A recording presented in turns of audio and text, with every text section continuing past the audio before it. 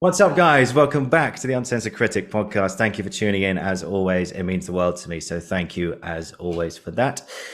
Today, we welcome along to the show Miss Claire J. Loy, an actress. She calls me all the way from Cork in Ireland today, from her home with her dog Mello. Big shout out to Mello, who's on the other side. I'm sure you'll see in a second on YouTube.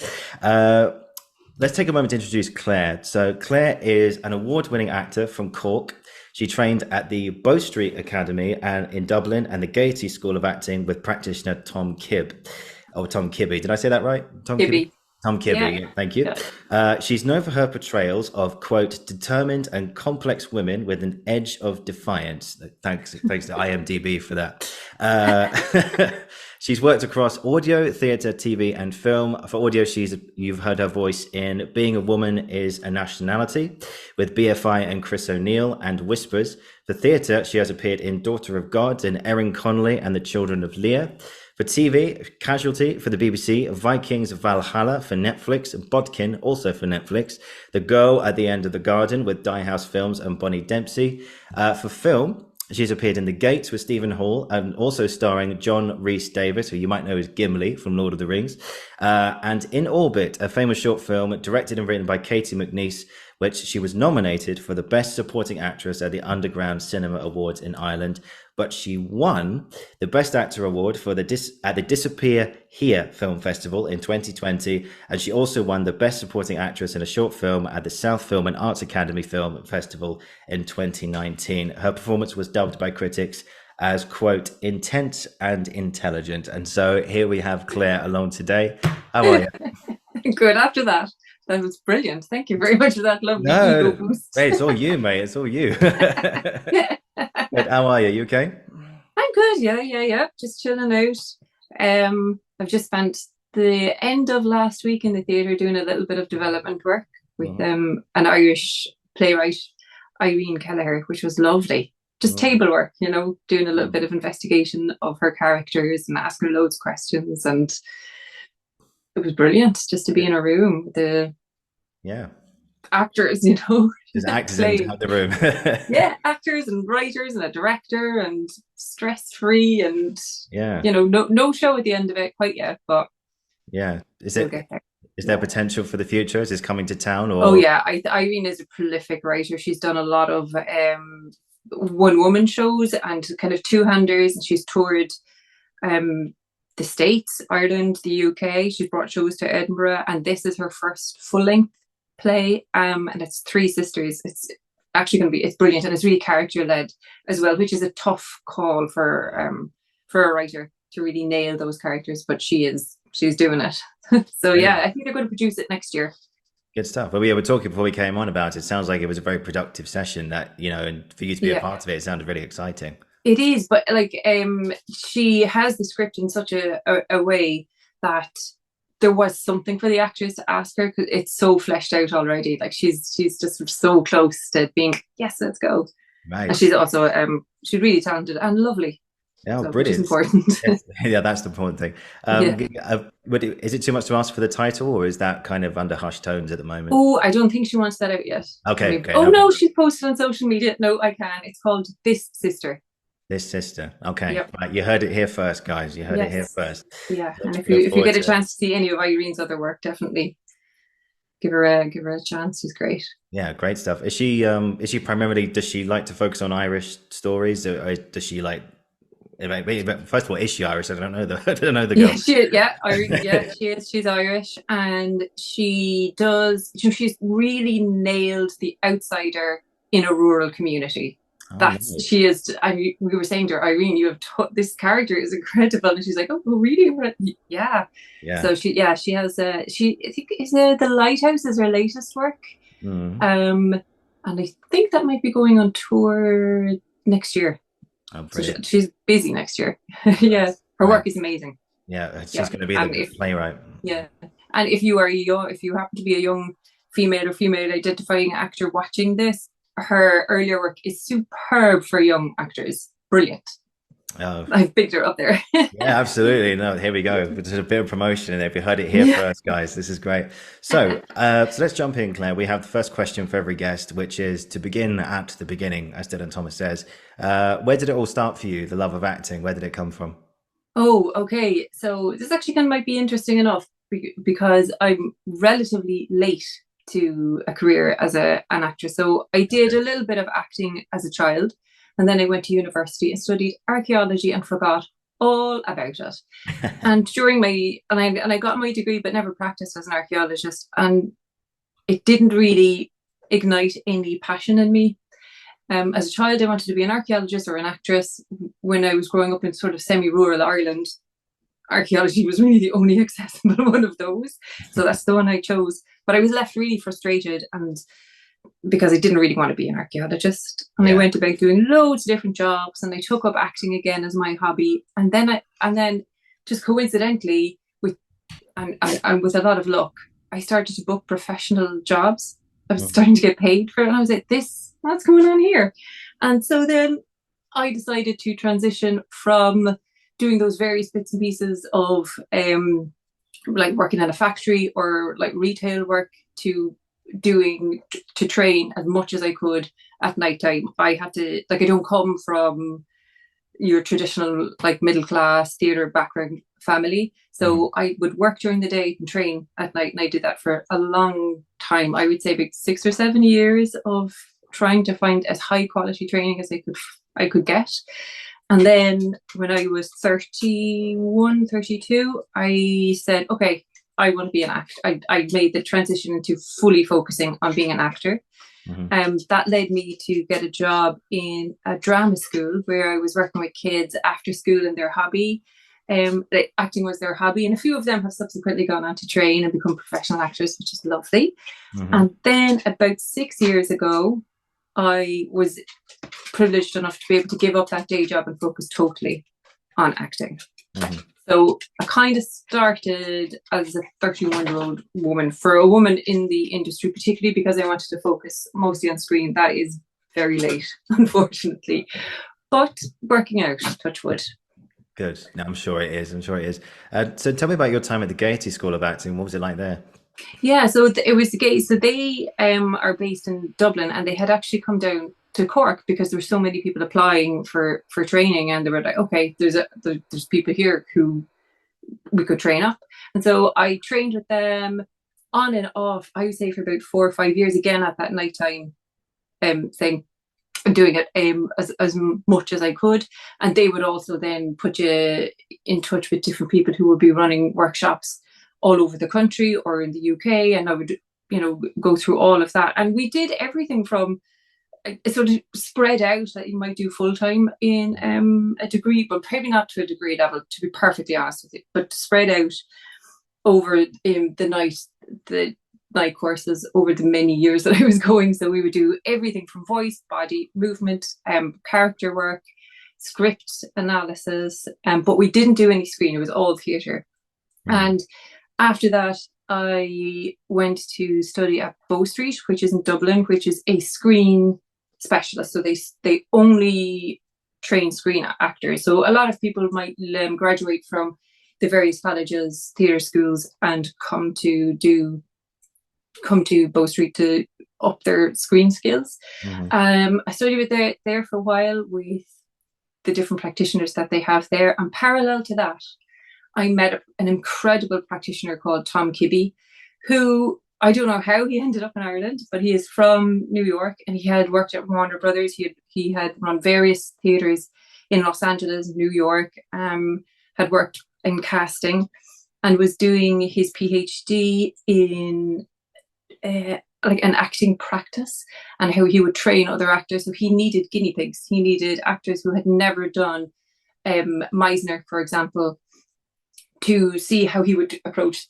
training those actors. So Mhm. I went along to a workshop with him, I think about 7 years ago.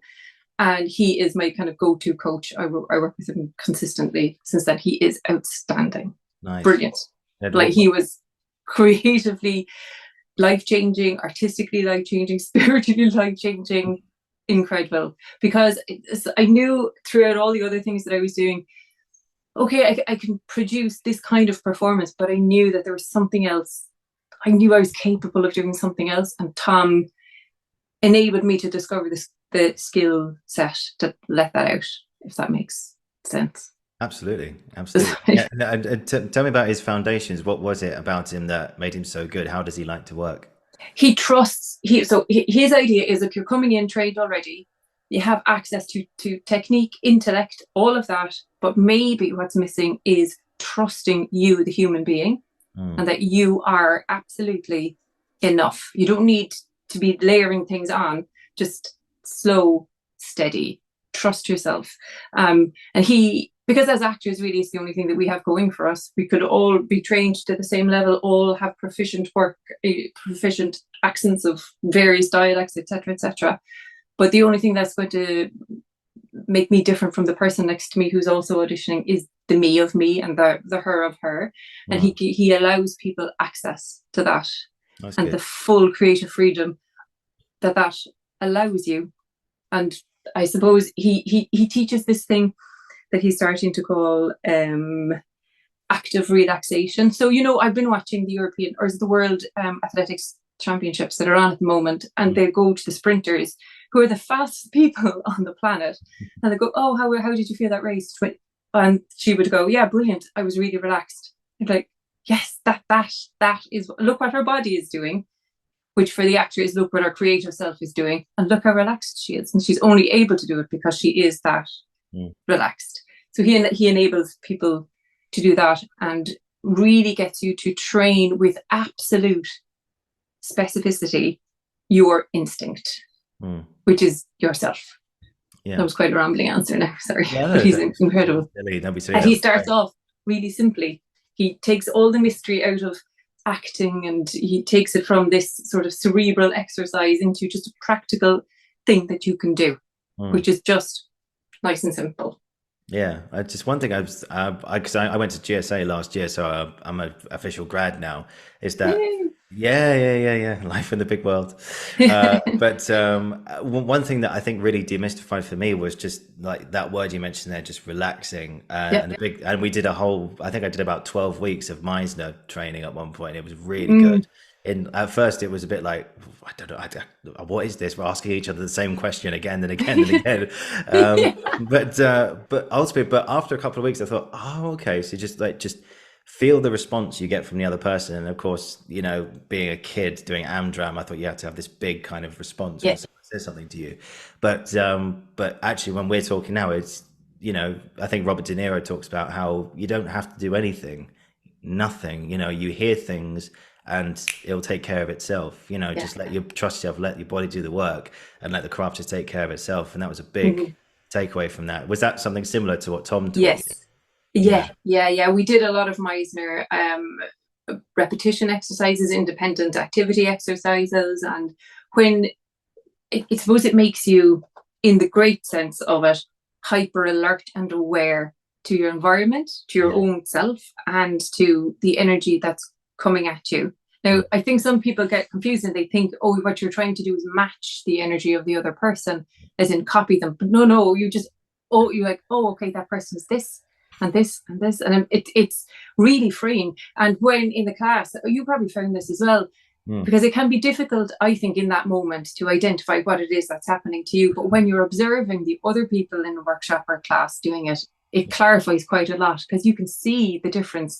We could actually see when a person, you might be coming in doing repeats for week after week after week, and then suddenly their energy just drops into this whole different level of concentration, Mm. and it physically changes them, and you're like, oh my god, what's Yeah. going on? This is brilliant. Yeah. So yeah, the same kind of trusting yourself Yeah. and that it's enough. You don't have to be putting on anything. Exactly. I mean, while you were there, when you worked with Tom, was there one scene from a play, like after you'd done all like the Meisner and all this kind of the stuff to get you into that space, was there one scene from a certain play which or monologue or something that you did when you were fully relaxed and fully ensconced in everything that he taught you, and you just did one speech and you just thought, that's the best I've ever done it, And thanks. Yeah, there was I did, so he was never big into let's perfect this scene, never perfect this monologue. It was entirely focused on let's get you to find whatever process works for you. And so I brought in people, places, and things. Yes. Yeah. And I did it a few times and I thought that was very on. That's what I call it, like when you're very aware and no, just sit there and build in your imagination. She didn't care how long it took. I was just sitting there silently in my imagination, building the office that she was sitting in, like, and from the flooring to the kind of light to dust particles and the sun. He would let you just build it up in your mind's eye and then do it. I'm actually really crying. and and when I was finished, that's all I remember is building that. Yeah. And then the monologue just came out of me. And then afterwards he went, no, there you go. I was like, oh, and I had started sitting in the chair and had ended up in another part of the room, which meant my body was doing things that I wasn't aware of, which sounds now, right? Which sounds like, oh, yeah, whatever, like, like a little actory.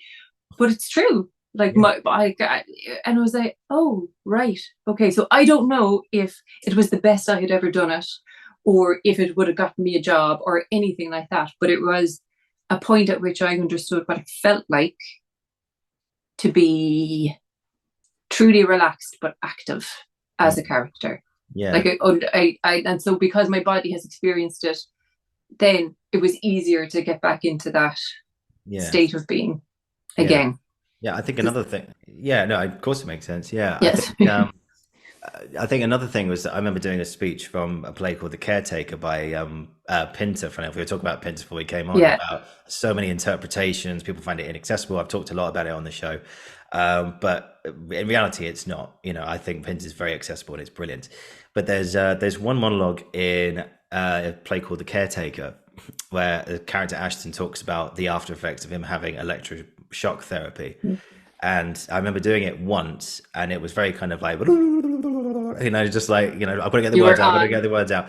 And then I remember, I can't remember his name, but someone who was teaching us just went, following on from all the Meisel we'd done, it was like, okay, why not just see the images, just go through it, just see it line by line and just match an image to each line if you can, and take your time, don't ramble. And I was like, okay, cool. And I did it again, and I'm happy to say I got a very good reaction from the group, and they all gave me a good round of applause and stuff. But ultimately I sat there and I thought, yeah, do you know what, I was pretty proud of that. And because I saw the images, I got this image of Ashton walking through the streets, not being, I think a line he has is, I couldn't get my thoughts together. And Pinter writes it like in that sort of staccato with full, like with dot dot dot dot dot dot dot dot. So it comes out, I couldn't get my thoughts together. And just saying that was like, oh my God, what has this man been through? It was like, and and the monologue actually finishes brilliantly. He just goes, I wish I could go back and find the man who did that to me, but I want to do something first. I want to build that shed out in the garden. And it's like, oh wow, I'm just getting goosebumps even just thinking about it. Yeah. But like you say, is that image of why are you saying it? Where are you and everything? And as you were talking about, you saw the dust particles coming over the sun and having that visceral thing. I mean, can you remember what it was like doing it from your blog, people, places, and things? Yeah. So I can't, because it's a famous one, and for women, and it's intense. Yeah, and it's important as well, and it is dense.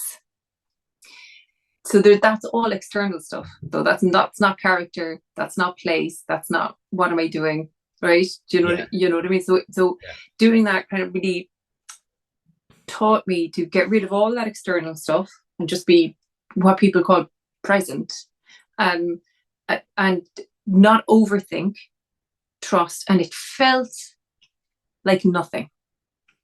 It felt effortless. But it wasn't, because I had done all of this preparation. You know what I mean? But what it was is relaxed, and so it could come out my specific interpretation of those moments in the play could have only come out if I was in that state of relaxation. So it felt effortless, even though it wasn't. Yeah. Do you know what I mean? Yeah. I keep No, saying, does that make sense? yeah, Which is really womanly thing to absolutely say. it does. Everything you say makes sense, Claire. It's all good. Yeah.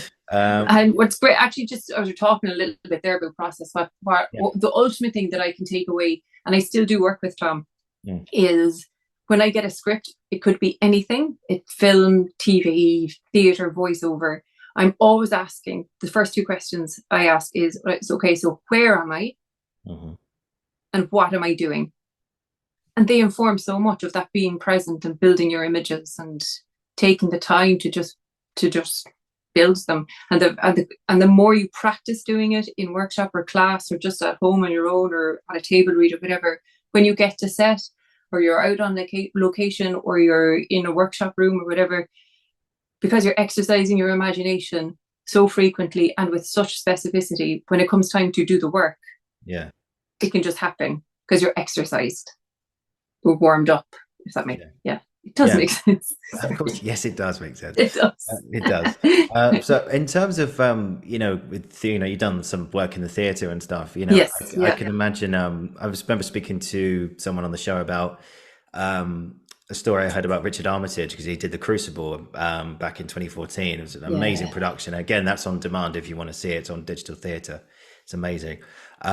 He talks about how because it was so intense, the role that he had, but there's always that thing of, okay, right, I did good tonight, but I need you again tomorrow. And so, how do obviously, and if you're trapped in a character like John Proctor, which is not trapped, but playing a character like that who's so intense, you have to learn to like shake it off at the end of the night and just go, okay, right, that's it for tonight. I did really well tonight, but how do I get the same levels up again tomorrow? Did you ever have any experience like that, like the art of just shaking off, and getting it back again the next night when you're in the theatre? It's a tough one because especially if it's really emotionally intense, because I'm always asking myself, okay, so is this me being really self-indulgent actory, or is this character who's intense? Do because there are two different things. Like I've just played a character called Yulia who has had the most traumatic life, who's in a play called Daughter of God, and shaking off going to the place of like building the imaginations of all the trauma that she has been through is tough. But we did this beautiful exercise as an ensemble where we would check in. There was a lot of physical contact in that play and a little bit of sort of sexual innuendo kind of stuff. So we had an intimacy coordinator, and she taught us this beautiful exercise, right, where we just check in with each other, and you're just taking, it might be 5 deep breaths, but making eye contact, and you keep breathing until you're checked out. You keep doing those deep breaths until you feel you're checked out and the other person. So it's a very simple thing, but because there's a group of people doing it, you don't feel too vulnerable doing it. And we also did this really simple thing where you imagine a golden sort of light coming down, right? And on this side of the golden light is you in character. You just step through that golden light and there you are on the other side. Because then before we would start, we would do it the other way around, where you leave all your concerns, whatever it is, that really simple day one acting exercise that you forget to do, right? You forget but it's like, oh, yeah. So I think that. And then if you do that effectively and you're totally engaged with the imagination, I think it's easier to pick up the energy than for the next show or the next take or whatever it might be. But also like trusting yourself that not every night is going to be exactly the same, and if it is, there's something wrong. You're doing color by numbers acting. If it does feel the same way, I think there's something wrong. But you're going to, if you are focused, relaxed and prepped, the energy that's coming will be appropriate every time you do it. It might not be the same, but it'll be appropriate. Yeah, I think that's a good point because you get a show rehearsed and everything, and yet you want to make sure that it's up to like the good standard and everything. You want to make sure it's like it's like your brain's thinking. I remember speaking to Harry Burton about this. It's like your brain's going secretly. You're going, okay, my next line's this. okay, I know I need to be in that point there at that lighting cue. I need to be there. I need to be there. But at the same time, you've got all these instructions going on in your brain, and yet you're trying to just find that relaxation at the same time and that Yeah, spontaneity to get that freshness at every night. And you know, that's trust. yeah, Trusting trust. yourself. Just Yeah. trust that you got it. You know where you need to go. Your body Yeah. needs. Your body knows what it has to do, and your vocal cords know what sounds you have to make and what words to say. So just let it happen. So yeah. Yeah. Do you ever get this thing when you're on stage? I think it happens more on stage because it's live and it's and it's longer, Yeah. where time kind of slows down.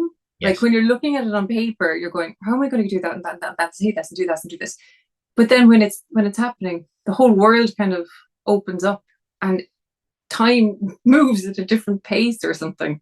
Am I? I don't understand. I Yes. can't No. Keep describe. going. Keep going. Yeah. Yeah. Yeah, and that's that trust and relaxation Yeah. and owning, I suppose, the character, the story, and the literal physical space that you're occupying. And I think sometimes in theatre, especially, you get worried that you're not coming in fast enough with the cues, and you're not doing this, and you're not doing, you're not being entertaining enough. But a person could stand on stage, and an audience would be engaged if the character is engaged in what they're doing. We forget. I think sometimes we can get a little too bogged down in relying on the word to do the work for us and forget that there's all of this other thing on stage for an audience to observe.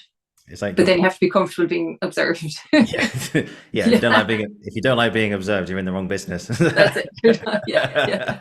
But it's like, there's the body is like, I think a word that was thrown around at drama school a lot was it's a vessel. It's more than just a sound. It's movement. It's mechanics.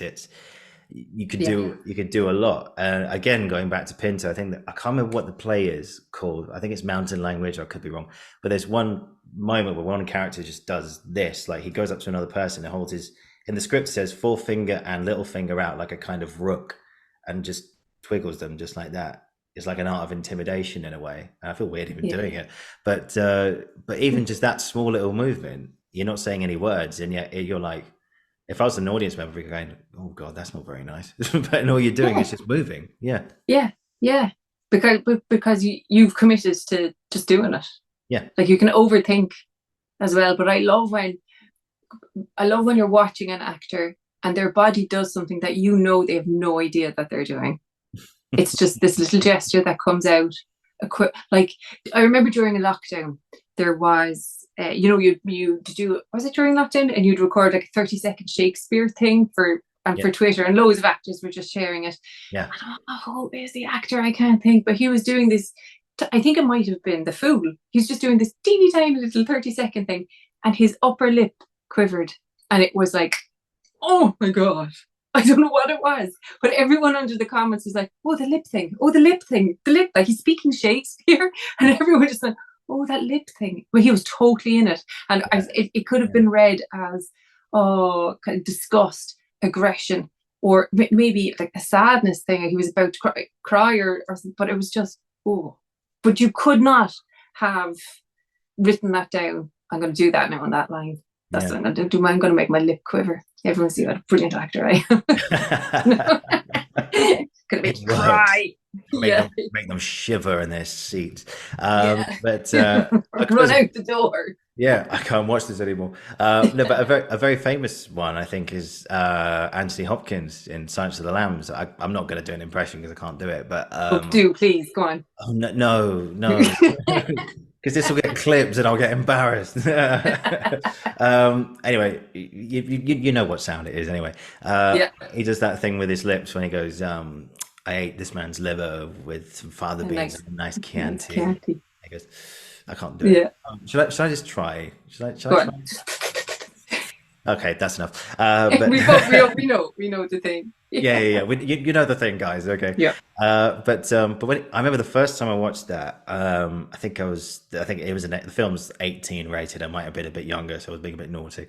But I remember watching that. It was like the shiver of fear went from my neck all the way through my body. It was the first time I think I was ever affected by a piece of acting. And on top of that, actually, the shot where you see Clarice walking down by the cells, and then that first shot of him just standing still. Yeah, and it just goes.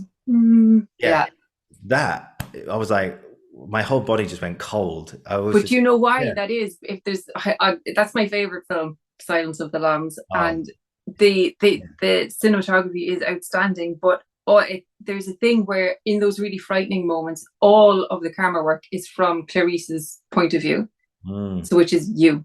So it's from your point of view, because if you're the eyes, like it is set to her height, moved at her pace, and it moved the way her head would move. And that's those the tiny little subtle technical things make such a massive difference to the audience never, experience.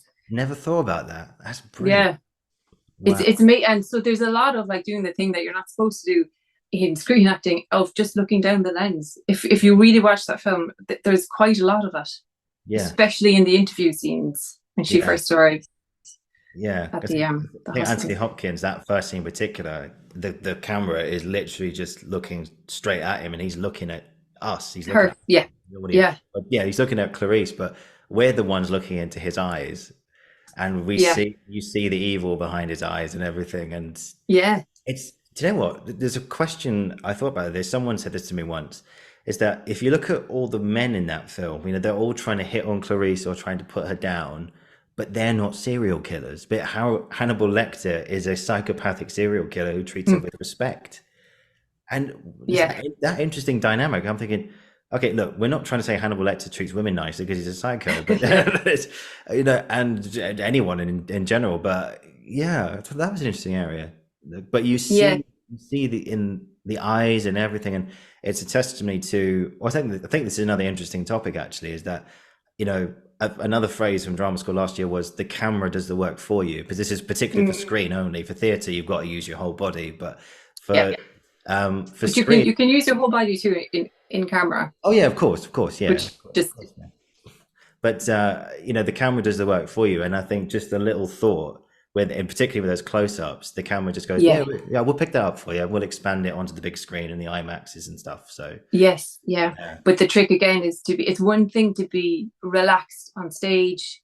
It's a whole other thing being relaxed on a stage with all of this crew and a camera lens, like just here. yeah, That's a being comfortable with that. Have you seen Oppenheimer? There's a lot of that kind of like yes, I have. just Killian Murphy's Just Killian Murphy. face, not even his whole head. Like sometimes it's just this. It's like, oh Yeah, wow. yeah. Wow, what a film! What a film! I'd say this now. I hope he gets the Oscar. I hope he does. Yeah. I hope he does. What did you think? What did you take from that? Because I feel like as actors, when we go and see stuff, like we can't. Well, it's not we enjoy the play, but we've also got our actors' minds on all the times. Like how are they engaging with the scene partner? How are they doing that? Yeah. And I go to Oppenheimer and I'm going, oh, I like that camera angle. That's really cool, and I really like that shot. Yeah. Yeah, But that like this begin because I just gonna let my dog outside. yeah, yeah. Go on, go on, go on. Go on, Miller. Hey, good go. Yes, go There on. we go. The other one is going out. But Yay! we'll see in a bit. Yeah, yeah, I find it hard to watch stuff too and turn off actor brain Mm, and just have audience brain on. I thought his performance was outstanding, and I found myself going, God, that's a man who, despite what happens, is actually uncomfortable in not even his skin, in his brain. Like mm, the things that he could conjure mm, with his genius and his imagination. And he knew it was like there's some scenes he was questioning, why am I doing this? Oh, and also his naivety being everybody thinks like a scientist, not a capitalist or a warmonger or someone who's, and they're such basic terms, I made it super black and white there, but it's the way he was able to get all of that just out through his eyes was like he's got an amazing pair of eyes. They're super expressive, but it was like wow. And I thought that was some of the best. And she's so brilliant, Emily Blunt. mm, But that interrogation scene, you're just going, oh, she is just in it, going. And it's like, oh my god, she's so brilliant. mm, And there was, for me, they were such a believable, complicated couple. mm. Their connection, I totally bought Yeah, completely. yeah, and I feel like, yeah, particularly like after the invention, and he created this thing, and Yeah, ended the war in the Pacific. But yeah, he yeah, thought, wait, hang on a minute, wait, they're gonna see we've built a bomb, and they're gonna find the recipe, and they're going to want to build a bigger one, and then a bigger one, and then a bigger Yeah, one. This yeah. one's caused But enough damage. What have I done? And it's like, but yeah, but but yeah, but also then what's at stake? But yeah, for him as a person, and at that time, what was happening with human rights. I was like, oh my god, like it to get those huge questions onto screen through an actor's eyes. It's such a feat, to be fair.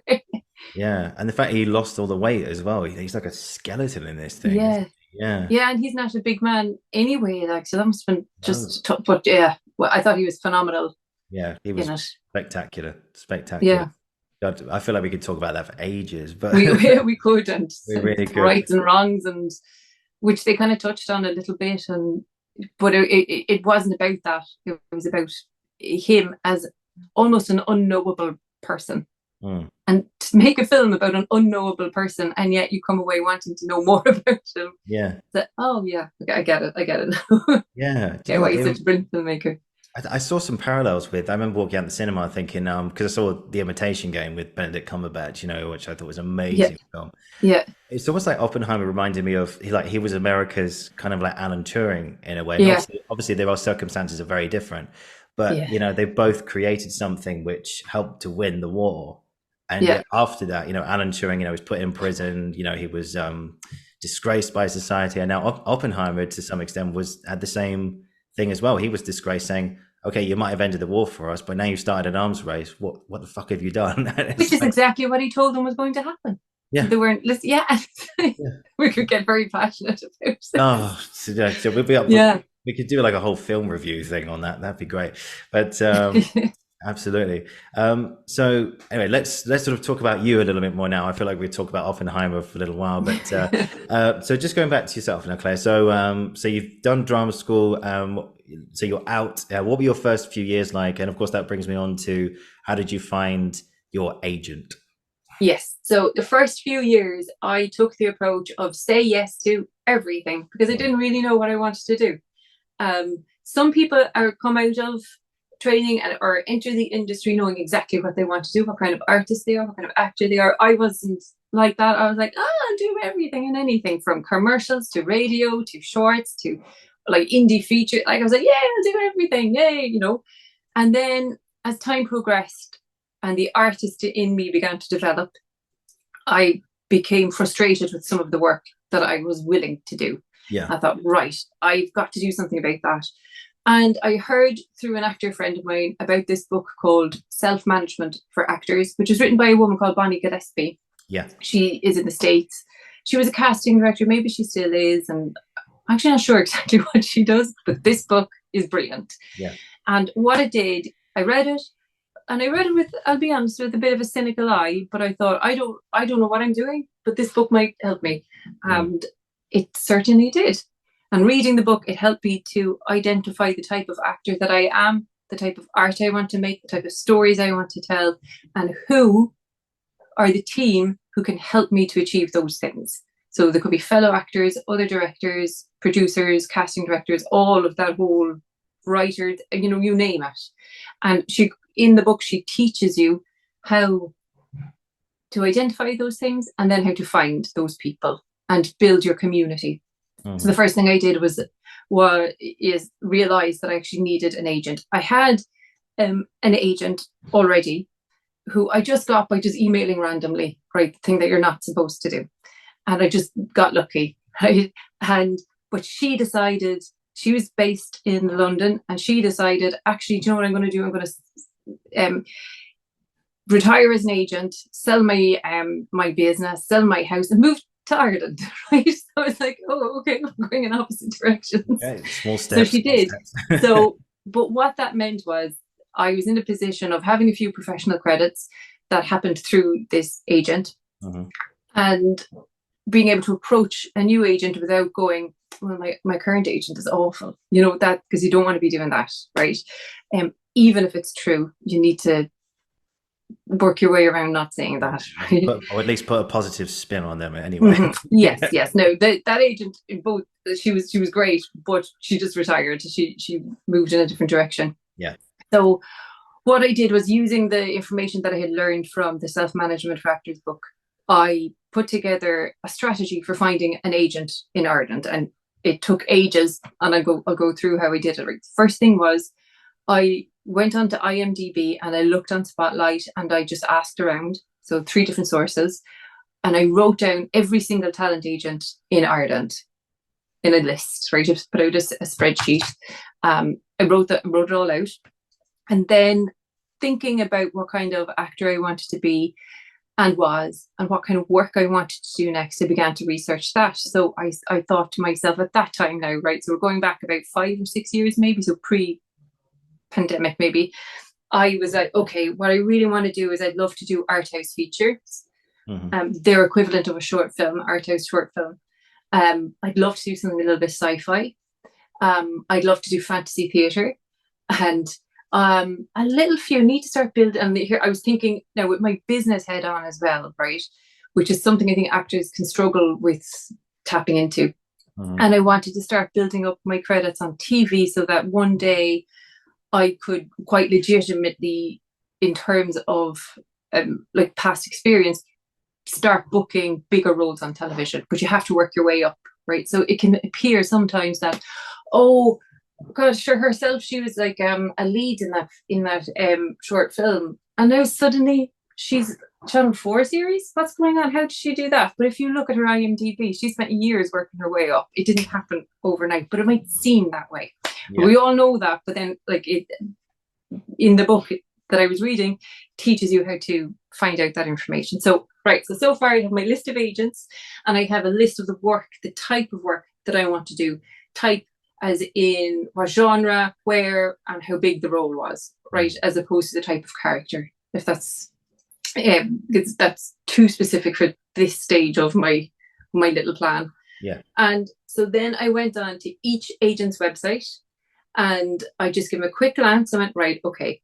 And then what that helped me to do was identify 7 criteria that I wanted my dream agent to have. And I wrote them at the top of my spreadsheet. So I had the list of agents and their criteria. And then I spent about 2 months looking at the website of the different agents and then studying each individual actor that they were representing. I used their own website and IMDb and asked around. And I was able to score each agency on whether or not they achieved my 7 criteria. And then I added them all up. And if an agent scored 5 or more out of my 7, they were the ones I was going to contact. So it's just super specific. And I understand that I was working in a relatively small market in Ireland, but it is applicable to larger areas like London. Yeah, of course.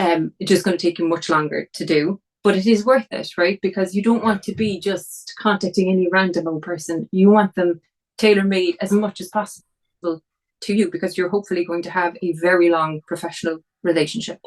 So I scored the agents and got to 5 out of, they scored 5 out of 7, they were the ones I was going to contact, which left me with 3.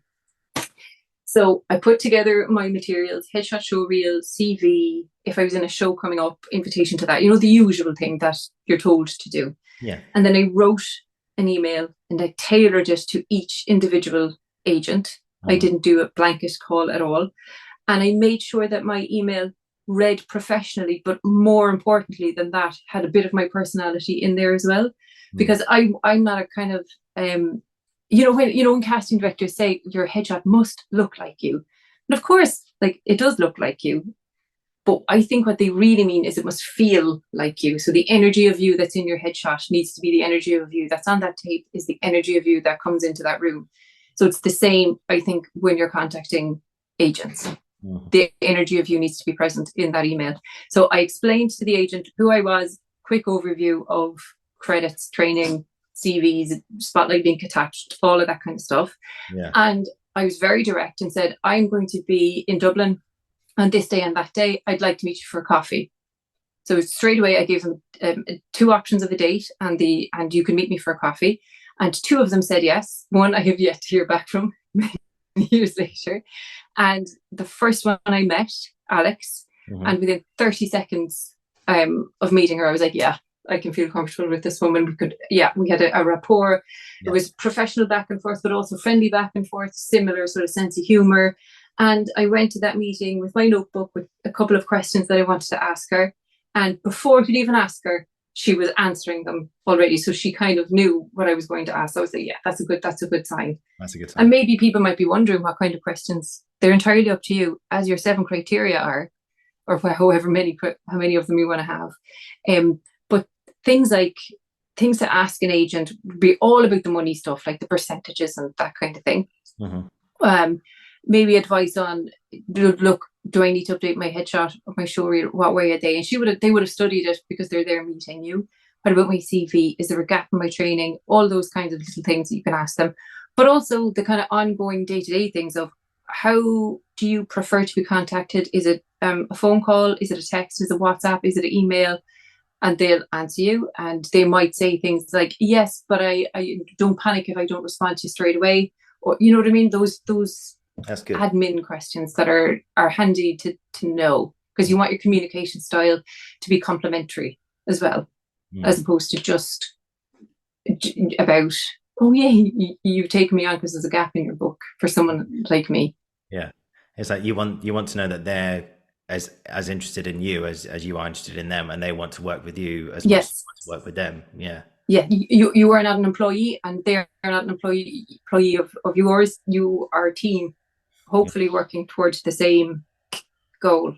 Yeah. And know that it is going to take time to achieve whatever that goal might be. But you've made the first brilliant big step, because, I mean, there's no doubt about it. Having an agent, having representation, having appropriate representation makes life a whole lot easier for you as an actor. We can pretend that you can be self-repped and have the same opportunities come your way as somebody who's repped. That just the reality is that's not true. Particularly in bigger markets, it's not true. Yeah, and I think a lot of people, I think they kind of rush into agents. Like something you talked about before was they kind of jump to these agents that, okay, we're interested, and they go, cool, we'll sign. And then the agent, there's no communication, there's nothing at all, they don't hear anything, and then next thing you know, they've got an email to say, I'm sorry, I'm going to have to let you go, and and then you're kind of flung out, and you have to do it all over again. So as you say, it's so important to put in the work, like you said, like with the spreadsheets and everything, find the person who you click with, as you say, the first 30 seconds, which is a very good sign. And then after that, just know that you've got someone who you can work with and can talk to. And would you say that also, I don't think difficult conversations is the right phrase, but like when you're desperate to hear back for a job, or you said you'd tell me about this, what's like a good way of speaking to your agent about something that you really, really want, or what's been like some of the trickier conversations you've had, and how has she as an agent helped in so, well, I mean, like, so I'm very, very proactive, and I'm always, and I'm lucky enough to have other actors around me who are the same, who we tell each other, I just taped for this, did you tape for that? No, I didn't. Get yourself on that now, right? Because you might be appropriate for it, right? Things like that. But so say if there's something that's coming to shoot in Ireland, and I know they're going to be looking for cast, right? My agent has no problem with me going, here, I've just seen that this is casting. Do you know who's looking after it? And what can I do to get in front of them? Because I've never taped for them before. And she'll go, 9 times out of 10, it's, I have other clients who are up for things. There's nothing for you yet, but I am thinking, so don't worry. That's usually what it is. Okay. Or it might be, this came in, the money's bad, don't bother. She's great, like brilliant. That's what you want an agent for. They're not, no. You kind of need that as well. Or it might be a case of, look, this has come in. She always asks, my Alex will always go, do you want to tape for this or not? It's never you need to, you have to. And she's great for it. Because sometimes, when you have rep, there's going to be offers coming into you as well directly. And you can always ask them for advice on that. And that's a nice thing to, just include them, go, listen, will I do this? Will I not? Like, who is this person? Or do you know anything about it? If you have anxiety about contacting your agent, or like a friend of mine had a rep who, when the phone would ring and the agent name would come up, they would need to sit down with the panic, right? That's bad. You need a new agent. So you shouldn't be afraid to contact your agent or have them contact you, like, at all. Okay. Now, they also have loads of other clients, so don't be expecting, oh, I'm going to get an email straight back. Like, you know, be patient. Because you could Yeah. be, you forgot about me and everyone else has a job. Yeah, You're of going, course, they of haven't course, forgotten that's about you. yeah, of course, that's not true either because they're thinking of you as much as you're thinking about them. And you know, I remember one age, I can't remember her name. She came into drama school last year to give us a little talk about, you know, similar to what we're talking about now, really. Yeah. And she said that when she got pregnant with one of her kids, this is according to her, is a true story. Well, what she told us was that one client rang her up and said, "Oh, I see you're pregnant now. You're not going to have much time for me, then, are you?" And it's like, what did you say? Oh my God. And it's like, and I was like, oh my, and all of us in the room just went, what? And it was like, yeah. So it was something, There's so much to investigate about that, yeah, isn't there? it was something like, I think it wasn't quite that, but it was something along the But lines there of, was this. oh, I see you're pregnant now. That means you're going to spend more time with your kid than you are with your clients. And of course, that, oh, and she went, and guess what? And we went, what? He hasn't worked since. And I think, and all of us just went, fucking right. Yeah, well, like the Yeah. thing is, your agent is a human being who has their life as well. The Yeah. same way your life as an actor can't just be acting. Like you need other things in your Yeah. life too. Like my agent, she did a super brave thing. This is super brave, and I was like a little bit inspired by it.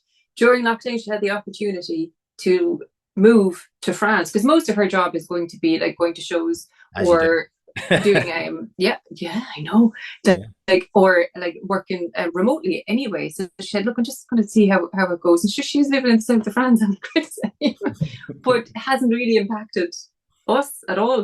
And she comes back and forth to see shows, and yeah, it's like, Wow. why not? Yeah. Yeah, sorry, no, I know she was. It's quite a luxurious thing to be able to do.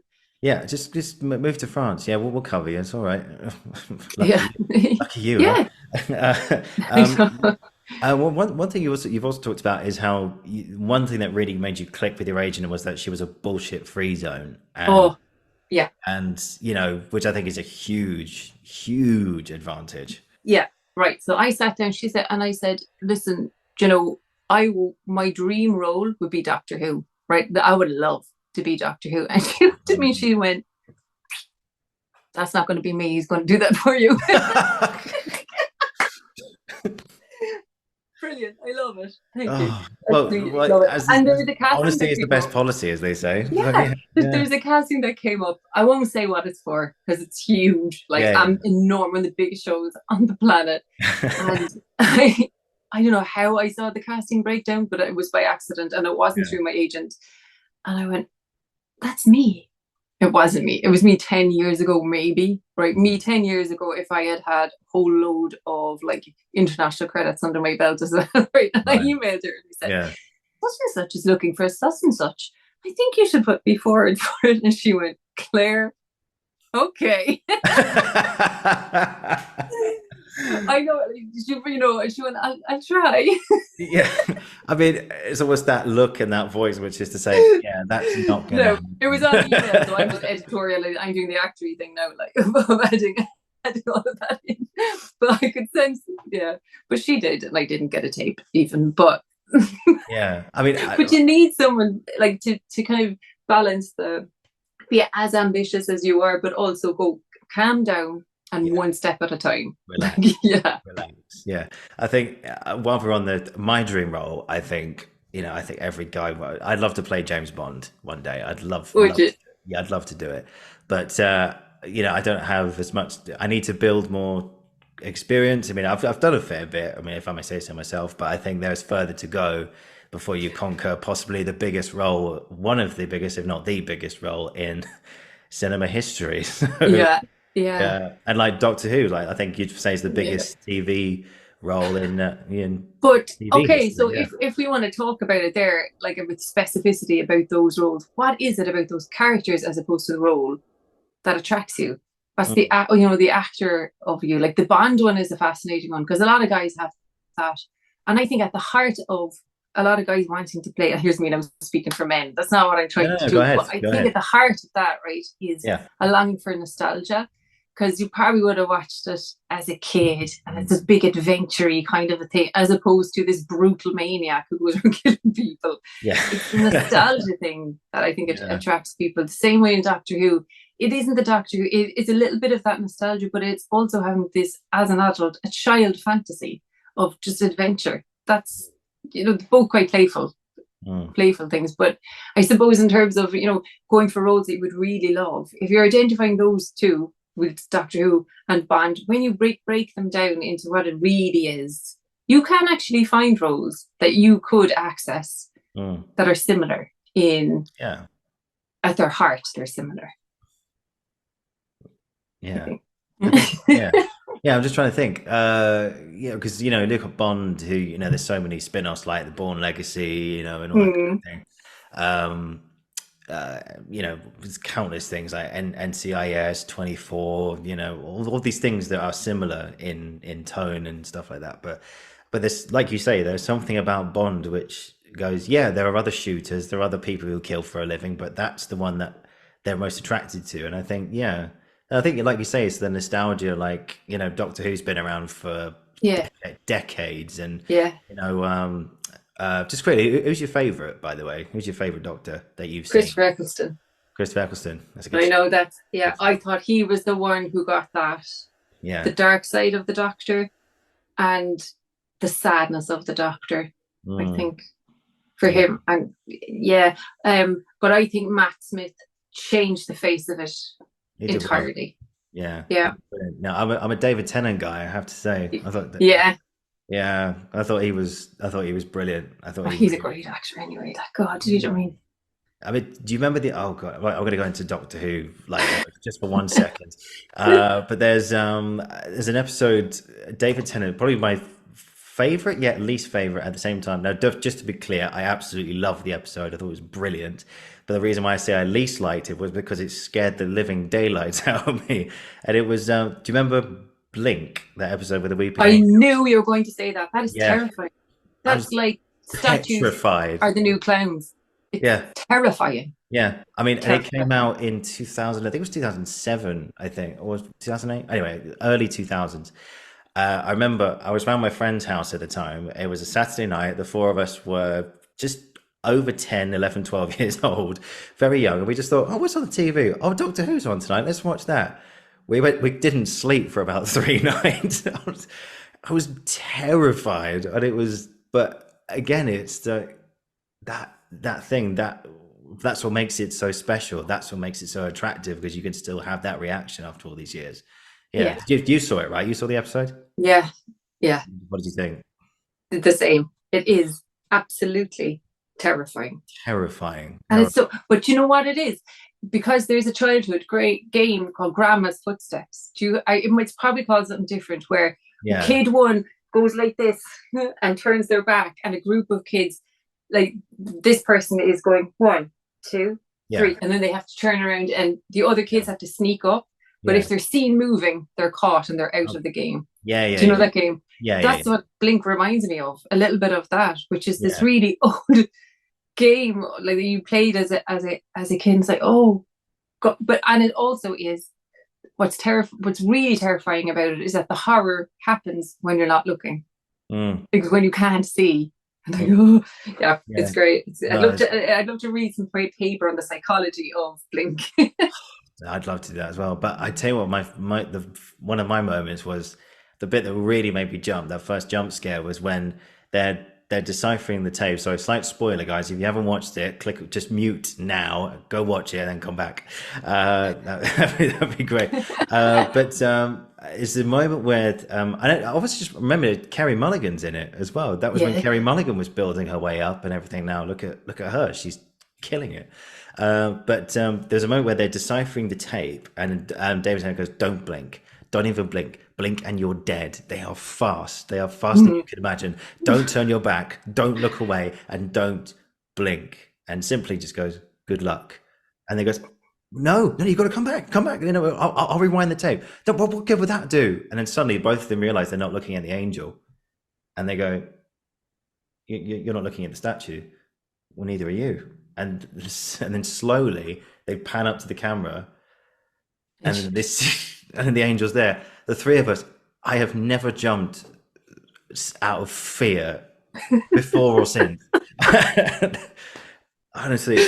And then it gets worse after. There's another moment. I won't go into more detail. I won't spoil it more. But wow, that Yeah. scared the crap Oh, out of me. I would love to work on that show. Yeah, And you also will. You will they, work on that show. yes.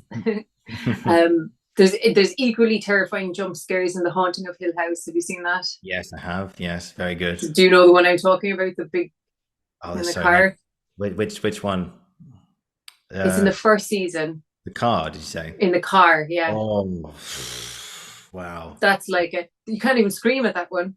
No. That you've lost a little bit of your life there on that one. Like Mm. it's brutal. Yeah, it's one of those scares where you can't make a bit like this blink scare. I didn't make any noise. It was just like, Yeah.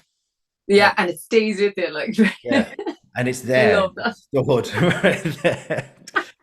Oh, But it's being amazing. terrified is actually quite fun. Like when it's when it's in the In a comfort of way, your own home watching it on the telly. yeah. In a way, now in my 20s, I could say that because you're like, oh, you can just laugh it off. But when you're a kid, that's all you think about for days. Honestly, you're like, I'm not used to this.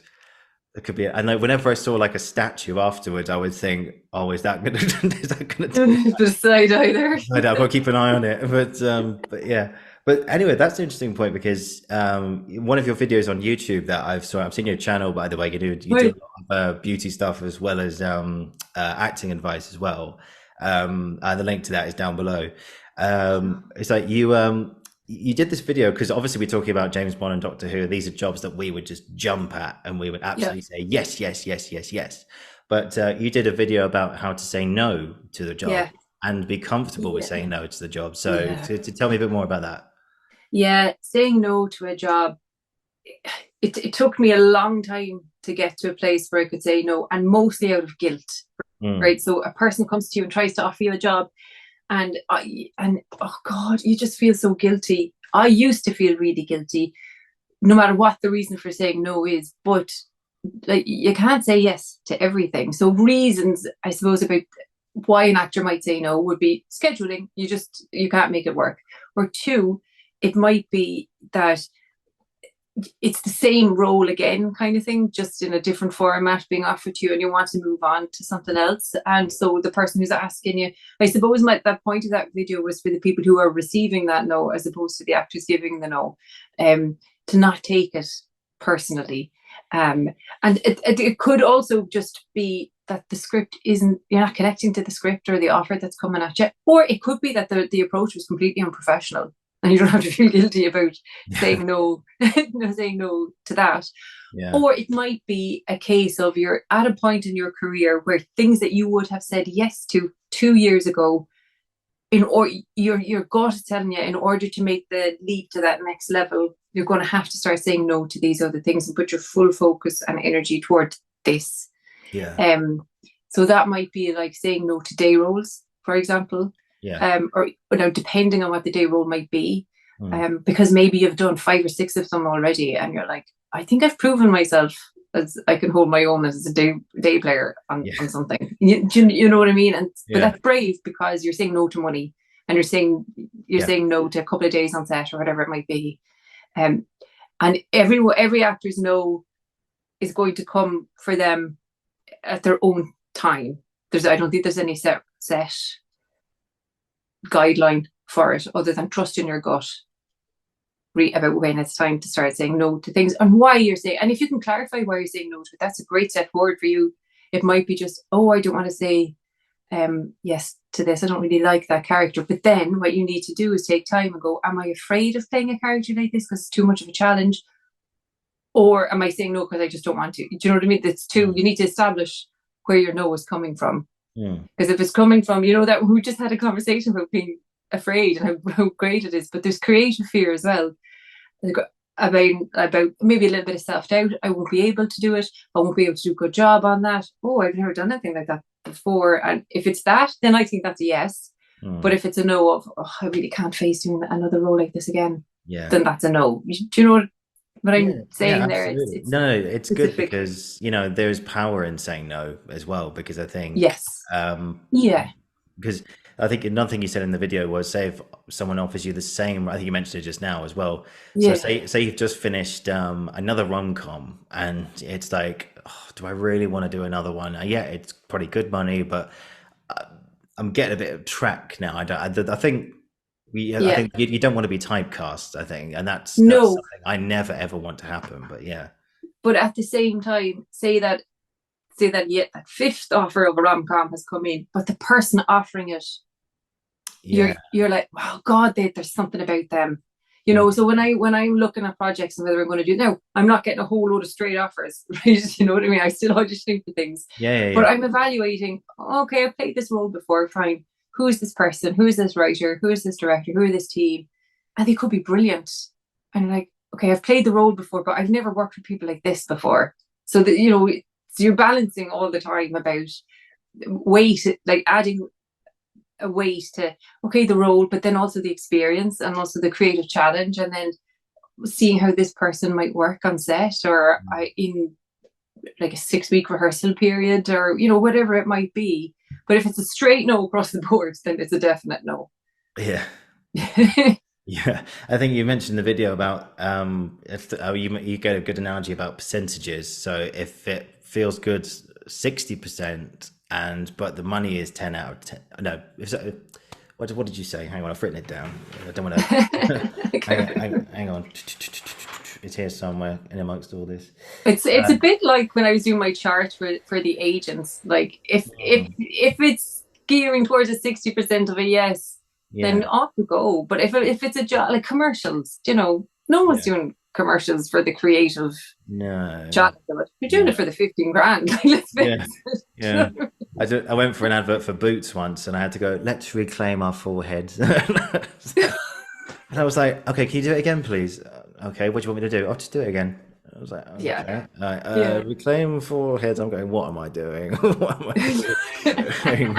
But they can be great fun. I've done a few commercials, but they can be great fun on Yeah. set. And Oh, yeah. then you have money to invest into things to training, travel, going to things, or your career, whatever. Yeah. So Absolutely. That makes sense. Yeah. I didn't get a call back, by the not this time. way. Wait for the So, big Christmas one. oh yeah, yeah, yeah. Let's reclaim our stuff. Oh no, no, no, no, no. Let's not get into that. So yeah, here it is. So it's like you said there. So is it representation? Is it the reputation of the people involved? Yeah, Is it breaking the mold for you? Is it needing a break, something higher, more pleasant? yeah, So roles reversed. Why have I written that? Okay. So if you said that, if from a creative perspective, if it's like a 5, 6 out of 10, okay, be aware of that. But if the people involved is a 10 out of 10, yeah, then by all means go for it. But if it's the other way around, if the creative output is a job you really, really want to do and really find interesting, but the people involved is a 5 out of 10. So they're, don't speak to you very well. They don't treat the crew nicely. It's a bit of a toxic atmosphere yeah, on set, you know. yeah, And I think from what I took from your analogy is make sure that you're in good company more than anything else. yeah, Do yeah. something that makes you Like, happy, but yeah. yeah. Identify your priorities and stick to them. Hmm. Don't be bullied on set. Don't be bullied into doing things that you don't want to do. Like, Mm. so there's a no as well in terms of saying no to things when you've already been cast in something. Mm. Like, that could be nudity. It could even be violence. It could be certain kinds of language that have suddenly found itself into the script without, I suppose, any creative reason for it, and for it to be, or for you to understand that it is okay to question that, Mm. and then reevaluate. Oh, okay, I get it now. But sometimes actors can feel that they have to be quite obliging and obedient, but Mm. you're not hired to be obliging and obedient. That's not, you're there to do a job as an artist, as a professional, to turn up prepped and ready and go, but you're not a child. Yeah, if it's okay to ask, was there a job which you got or auditioned for which you had to put your foot down and say, look, okay, I need to know all the details about this, or say, no, Yeah, I'm not going to do that. Can we do something yeah. else instead? There was one, and the offer was lovely and everything, but they were dealing with mental ill health in young men, and I thought it was quite heavy-handed the way that they were doing it. And in like that's a very big issue in Ireland. It has always been, and people are talking about it more and more. And I just thought that doesn't sit right with me, the way that you're dealing with what's happening to this character. I think you could do it in a more intelligent way, Yeah. but that rather than me say that to them, because it's their project, it's just a no from me. Just, you know what I mean? It's not me to go, no, you're writing this wrong, I wouldn't do that. But I just said, no, I thank you for the offer, but unfortunately I won't be able to commit. I suppose. Yeah, and you can have creative differences, and you just things aren't creatively aligned as well, and that's fine. But with that particular one, I just thought, oh, I can't read if this is satirical or if maybe you're just ignorantly missing the point. I couldn't figure it out, and the clarity wasn't on offer, so it was a no for me. Yeah, because like the last thing you want to do is get into a job and feel uncomfortable the whole time, and you're thinking, oh God, I've got six more months left to go. How am I going to do it? Yeah. And it isn't about censoring the other artist at all. It's about knowing yourself as an artist. That you have no control over what other people do at all, but you do have control over what you do and how you react. So I just decided to step away from that. Yeah. And I think, I've spoken to a few actors who, one person told me that they once went for an audition for Poldark, and he walked into the room and he had to play like this fiend who's someone who, again, already uncomfortable first sort of stages. You've got to, the panel said, okay, show us a scene. You need to essentially attack your wife. You need to rape her. And it's like, it's like, what? It's like, yeah, just it's fine, just go ahead. And the girl apparently went, oh yeah, it's fine, just do what you want. And he's already going, whoa, hang on a sec. Okay, first of all, hello, my name is Tim, and then second of all, this is I've only this is the no this is weird. I mean, what do you get from that? That's, he did the right thing there. That's quite powerful as an actor to be able to say, no, that's my no line right there. And actually the fix, if there was a fix to that, was to prepare him that was going to happen, to sit down with the other actor who's going to be the reader, or perhaps she was already cast, in the room, and go through the technique of how we're going to do this. What are you comfortable with? This is what I'm comfortable with. Because apparently in those situations, because I've had a little bit of a thing with an intimacy coordinator like experience, and you take the power. So you're like, this is what I'm comfortable with. And then you don't ask, well, what are you comfortable with? The other person has to go, well, I'm comfortable with this, and this. And it sounds like ridiculous, doesn't it? However, it frees up actors to be that thing that you have to be creative, and that's relaxed. So, okay, because in those situations, your main concern is probably for the other person, not yourself. Oh no, I don't need to think I would actually really do this in real life. And there was a way, but that was really bad on the casting panels. Oh yeah, He said, nah, just everything about it was off. It just felt wrong. But it's interesting. Well, what would you say? Because I think we go into those jobs and there's a voice in our head going, but if you say no, they're not going to give you the part, and then you might not work for a little while, and then you might not, look, just do the part because you need to work, but you have to at the same time sort of say to that voice, but I've got to put myself first. I don't want to attack a girl in a room I've only just met 30 seconds ago. Well, I would think then it's perfectly legitimate for the actor to go, I don't want to do that. To just say, and then they go, oh, but you need to do for the role, and then you go, oh, then that's a no from me, and that should have been disclosed before we auditioned, something like that. Or it might be that, and this might be more I don't know, maybe I'm giving them the benefit of the doubt, that they did not know how to handle the situation. But if the actor goes in prepped and primed and having had access to training that people, make fun of, that intimacy coordination training, people make fun of it all the time, but it's actually really useful, because he could have gone in and go, okay, so I'm just going to need a few minutes with this other actor to work through how we're going to block this out. And then what's happened is you've gone in and taken total ownership of the room, which is what you're told that you have to do, and also indicated that you know how to handle a situation like this. But imagine going in and panicking and going, oh, okay, and then booking the role and then having to do it on set and that be recorded. Like he shouldn't have been put in that situation. And I'm trying to make, how would you make it positive? But that's no. Yeah. Ooh. Yeah. And that's one where like that's a phone call to the agent, and Saying, the agent should have been like, never put you in front of this panel again. yeah, yeah, yeah. But Yeah. Louise Kiley casting, so you probably know Louise Kiley. She's an Irish casting director who's casting so many. She casts Normal People and Okay. Conversations with Friends and Banshees, and Oh she wow. tells this brilliant story of, so you know, Conversations with Friends, that BBC show. Mm. That was there was a lot of nudity and a lot of sex scenes and intimate scenes in that, and she tells the story of an actress who got down to the last three, Mm. and they were at a callback in a studio, and like they all knew about the level of intimacy involved, but then when they got the series scripts, they went, oh god, there is a lot of it. And one of them contacted her and said, this is not for me. I know I would be able to produce that on set. And they thanked her. They went, thank you so much for coming Wow. forward, for saying that. That's brilliant, because not only have you saved like her own self as an artist in terms of her ownership over herself and what she wanted to do, but also saves them time and money. Mm. About, okay, right, we won't fly you to London for that callback and bring you in here. You know what I mean? Mm. So don't be afraid to put the foot down. It Yeah. may not necessarily be the catastrophe you think it's going to be. No. No. But just have that inkling to say, you come first at the end of the day and listen to your body and say, Yeah, yeah. yeah. Having to be in tune enough with yourself to understand.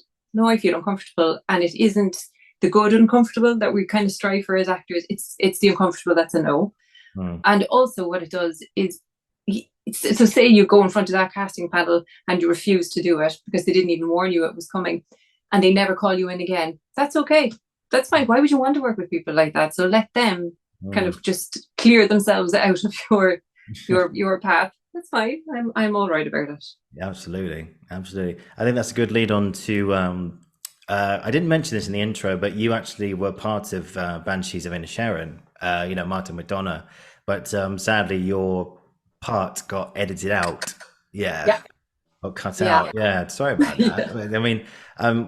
What was that experience like? Well, before we get on to them actually telling you that you have to be cut out, unfortunately, what was the process of that project getting involved? Like, did you met Martin McDonagh? You probably had a Yeah, conversation. yeah. So it was just it was a very small role, but funny, entertaining, and in a great scene. Yeah. Um, and it was one take. All And right. then my agent said, you actually booked that McDonagh thing. And I was like, oh, fantastic.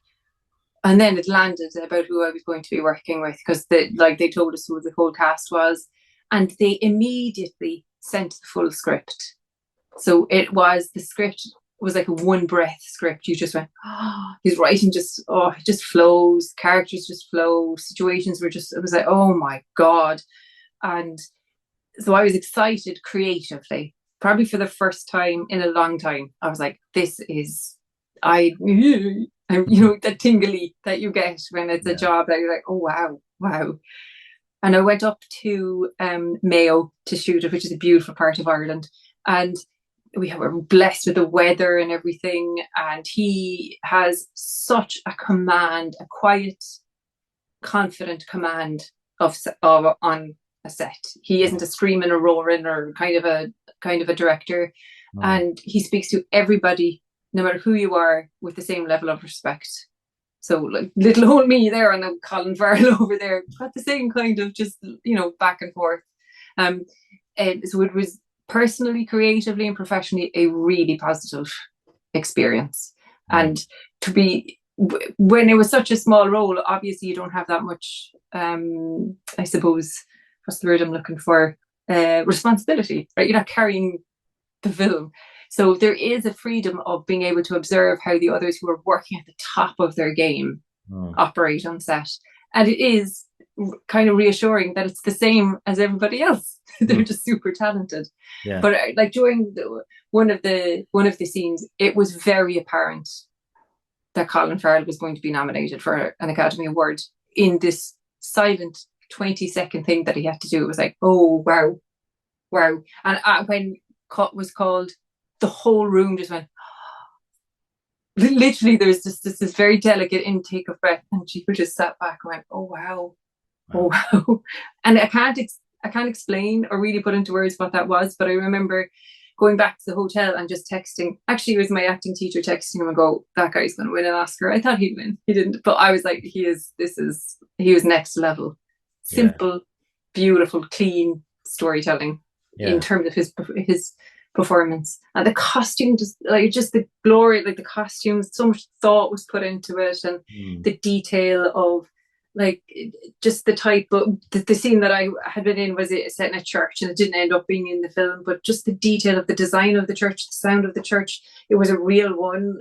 And the costumes on everybody were dyed to a specific type of red that was specific to that part of Ireland at that particular time. And oh, it was just, everybody was at the top of their game, and it was, and things flowed very easily then. Yeah. And so what was Very Colin efficient. Farrell, what was he doing in that 20 minutes? Just walking around, or did he have dialogue, or what was No, he? he was on his mark, on his, and he did this lovely thing. So this is mid-COVID as well. He was on his mark, working, doing this scene. He was just very playful. He has a playful energy about him anyway. But there was a load of extras in the scene, a lot of young lads who were sitting kind of in front of him, kind of off camera, and they would be craning their necks like that to have a look at him. And he is so emotionally intelligent and aware that he understood that was happening. So every now and then he would just lean forward so they could see him, and then and I just thought That's that is great. just it wasn't, and it wasn't a look at me. It was a, Like, hello. because he'd continue on the chat with whoever's next to him, and the young lads could get to see him. And I just thought that there now, that is lovely. Yeah. Because those young fellas were like, "Oh my god, I saw myself." You know what I mean? It's It was Colin Farrell. It's Colin made their Farrell. day. Yeah. Yeah, Fantastic.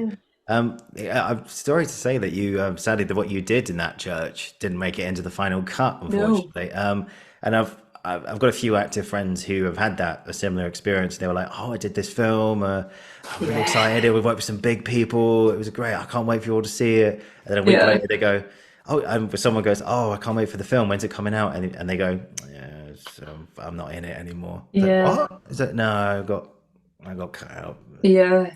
Oh, I mean, I'm Well, sorry you had that experience. I mean, was that an uncomfortable call from your agent, or was it the casting director saying, "Look, no, it was a love your letter, work"? it was a handwritten letter from Martin McDonagh, it was delivered to my house. No They are way. so sorry, but this scene didn't, and he explained why. And I haven't seen, and I was invited to the premiere as well in Dublin. Oh, Sorry, brilliant. I had a great time. It's like totally worth it. Oh, absolutely, absolutely. Yeah, and I have just outside here, I have that letter framed, and I have my invitation to the premiere framed as a reminder of what I could potentially achieve, Mm. and have already actually achieved. Just didn't make the cut. But also how you treat people on set. There is Yeah, no need for Academy Award nominated or two-time Academy Award nominated Martin to write any of us a letter. And I was the only one cut out. All of us got a handwritten letter. wow. Yeah. So Wow. What guy? that's how, I think that must be how you would get to a level that he's gotten to, working with the cinematographers and the firsts and the designers that he's working with. You treat them with respect. Yeah, It's such a simple thing. simple. That was, I think that was beyond like, but I was delighted. Not delighted to be cut out, but delighted that Oh I yeah, didn't, to one, book that little job, but also to get the letter to be thought of yeah. respectfully. I mean, well, what would you say to actors who have had that experience, or potentially will have that experience in the future? What would your advice say to them? And like say to them, look, it's okay. You got to be a part of the project. Just keep going. What would you say to people who have that experience? Well, that is very true. It is okay. It happens to everybody. Um, you did already book the role, Yeah, so that is an achievement. But also, it's okay to wallow in the disappointment. We hear no quite a lot of the time. Sometimes yeah, we are expected to gloss over it, but I think, nah, have a little couple hours there of a cry, and yeah. watch your guilty pleasure on the telly and eat six donuts. Like, just enjoy the wallowing of it. It's okay. But what it did for me, right, was it it made me realize that from booking the role and being on set, actually now where I am is not enough. I want the product, which is quite a vain thing. I want to see myself on screen. Absolutely. Yeah. You know, I want my name on IMDb. I want to see like that. It clarified that, oh, that dirty stuff, do you know, that we're not really supposed to say. I want that. I want to be able to, you know, be given a dress for a red carpet event. I want someone to do my hair. I want all that extra stuff. I want to walk down that red carpet in Leicester. Yeah. No, the thing is, I think it's I think maybe I'm kind of healthy about it because I know I don't need it. I want it. I need the creative outlet, but I want the glossy topping. You know what I mean? Icing on the cake. Yeah, all of it. Yeah. Cake, icing, crumbs, the works. Well, you did. You went to the premiere. You went to. Yeah, I brought my friend Andy. Yeah. He's a brilliant filmmaker as well. And I said, come here, do you want to go to the Banshees of Inisherin premiere? And she was like, what? What? Yeah, so you went to what was lovely actually is meeting everybody there and met the casting directors and to see how excited everybody was, because you can take it for granted that when people are used to working at that level, it's just like, no, everyone was really excited and proud, and it was one of the biggest films of the year, so it was kind of nice to be just to see how people, and also a learning experience to see how people operate on a red carpet at a premiere, the kind of things they say in interview, you know, those things that you wouldn't normally get access to unless you're watching it as a finished thing. Yeah, it's very quick and very kind of, it's a lot of the same things. It was an amazing experience. You know, Martin's such an amazing director. We can't wait for everyone to see it. Yeah. It's true though. Yeah. But you know, they mean it. But they're like, please come. But you know, they're asked like the same questions like 101 times. So what do you think about this film? Okay, the next question. What do you think about this film? And it's like, okay. So what do you personally think about this? It's like, okay. But you know, it's the press junkets again and again and again. Yeah.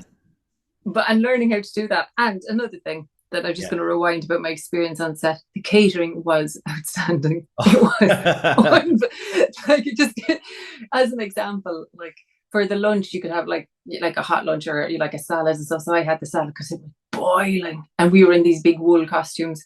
You got a full avocado as part of your salad. I was like, we are not in Kansas anymore. We get our full avocados. I was like, I want to work at this level from now on. Yeah, that's great. But full avocado, or I'm not coming out of my trailer. No. Was there bacon as well? Well, I'm vegetarian, but I'm sure there was. Yes. Okay. Oh, it was superb. The food was amazing, which puts everyone in a good mood.